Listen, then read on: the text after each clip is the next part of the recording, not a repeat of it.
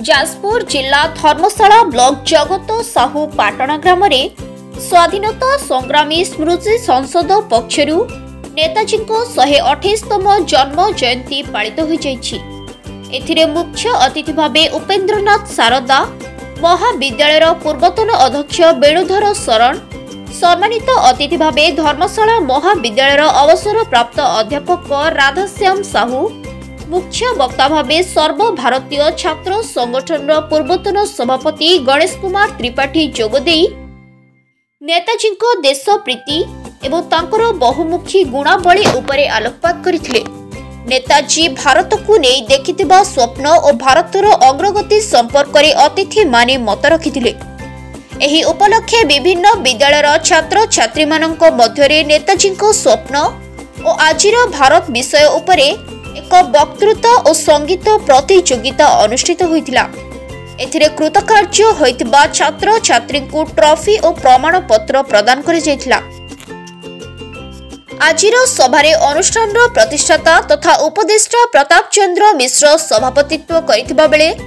दिलीप कुमार जेना संपादकीय विवरणी पठन और धन्यवाद प्रदान करथिले।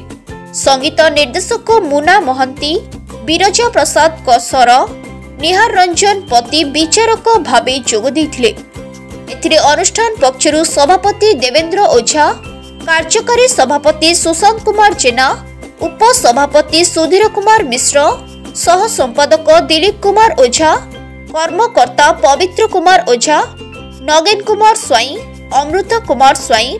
कामदेव जेना, सौम्यरंजन स्वाई, सुधाकर स्वाई, कैलाश स्वाई, सुशील कुमार सर प्रमुख सहयोग करथिले। मो धर्मशाला महाविद्यालय अवसर प्राप्त इतिहास विभाग मुख्य प्राध्यापक श्रीयुक्त राधाश्याम साहू दीर्घ 35 वर्ष काल धर्मशाला महाविद्यालय अध्यापन कार्य समाप्त करी विभिन्न सारस्वत अनुष्ठान तथा धर्मशाला साहित्य समाज सर आज जो पालन करा होछि से काई तार उद्देश्य कोन रहउछि? यार उद्देश्य होछि हमर देशर बरपुत्र मानकर त्याग एवं बलिदान आम देश को किभली गरियान करिसेंती एवं ए गरियान करबा दिगरे आज जो दिवस महान देशभक्त अनन्य स्वाधीनता संग्रामी नेताजी सुभाष बोस कर जन्म जयंती उत्सव अवसर रे ये जगतपाटना ग्रामर युव बंधु मानकर निरंतर प्रयास फल दीर्घ 14 वर्ष धरी देशर महान स्वाधीनता संग्रामी मानकर त्यागपूत जीवनी और आदर्श चिंताधारा को वार्ता को प्रसार करी युवगोष्ठी को अनुप्राणित करिबारे एवं आम देशमातृकार अस्मिता एवं स्वाभिमान को आमे वृद्धि करबा पई जो प्रयास करछन्ते सेथिपई मु सेमानकु मोर अंतरर गभीरतम प्रदेशरु साधुवाद एवं कृतज्ञता ज्ञापन करू। Ganesh Tripathi, all India DSO national executive member. स्वाधीनता संग्रामी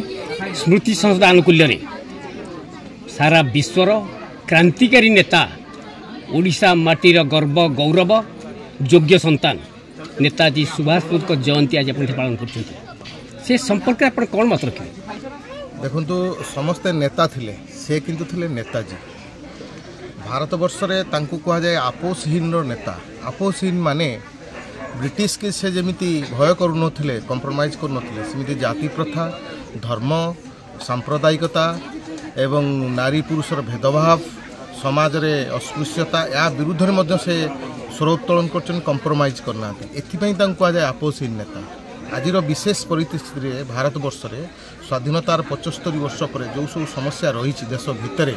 एबे भी सांप्रदायिकता उत्तेजना रही, धर्म को केन्द्र करी राजनीति होची। नेताजी धर्मर ऊर्ध्वर थे, राजनीतिटा को धर्म ठारू अलग रखापी वक्तव्य था। एवं नेताजी चाहिए जो मैंने 90 भाग साधारण मनीष खटिकिया मनीष से माने ए देशर शासन डोरी धरतु एवं सेमानकर अर्थनैतिक विकास हेले ताकू देशर विकास कहुए शतकड़ा देशर 10 भाग लोकंर अर्थनैतिक विकास ताकू जीडीपी रे दर्शाई आम कहे देशर विकास नेताजी कि तार उल्टा कहते यही जगार आज नेताजी अत्यंत गुरुत्वपूर्ण आम जिते नेताजी जयंती पालन करुचे से नेताजी स्वप्न को बर्तमान पूरण करा स्वप्न को पूरण न करने सब प्रकार चेष्टा कराटा हूँ चिंतार विषय जदि आम नेताजी को प्रकृत सम्मान दौचे अंतर भल पाचे ताले नेताजी जो वक्तव्य जो स्वप्न